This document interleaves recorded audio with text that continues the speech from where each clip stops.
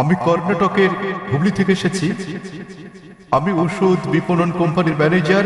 আমার প্রশ্ন হচ্ছে, মৃত ব্যক্তিরা কোথায় যায়, তাদের কি হয়? ধন্যবাদ। ভাই প্রশ্ন করলেন যে মৃত ব্যক্তিরা কোথায় এবং তাদের কি হয়েছে। আগের প্রশ্নের জবাবে আমি বলেছি যে আল্লাহ বলেছেন সূরা মুলক অধ্যায় নম্বর 67 আয়াত নম্বর 2, আল্লাযী খালাকাল মাউতা ওয়াল হায়াতা, অর্থাৎ সর্বশক্তিমান ঈশ্বর জীবন ও মৃত্যু সৃষ্টি করেছেন তোমাদের মধ্যে কর্মে কি উত্তম তা পরীক্ষার জন্য। তাহলে এই জীবন পরকালের জন্য হচ্ছে পরীক্ষা। কোন ব্যক্তি একবার মারা গেলে তার পরীক্ষা শেষ, পরীক্ষা ফিনিশ। তবে সকল মানুষের পরীক্ষার ফলাফল পৃথিবীর বুকে প্রথম মানুষ হযরত আদম আলাইহিস সালাম থেকে শুরু করে আমাদের সময় জীবিত সবার জীবন ধারণকারী শেষ মানুষটি পর্যন্ত সকলকে বিচার দিবসে পুনরুত্থিত করা হবে এবং একযোগে সবার পরীক্ষার ফলাফল প্রকাশ করা হবে। আপনি জানেন, একটা উদাহরণ দিচ্ছি, আমরা কিভাবে ভোট দেই। ভোট গ্রহণ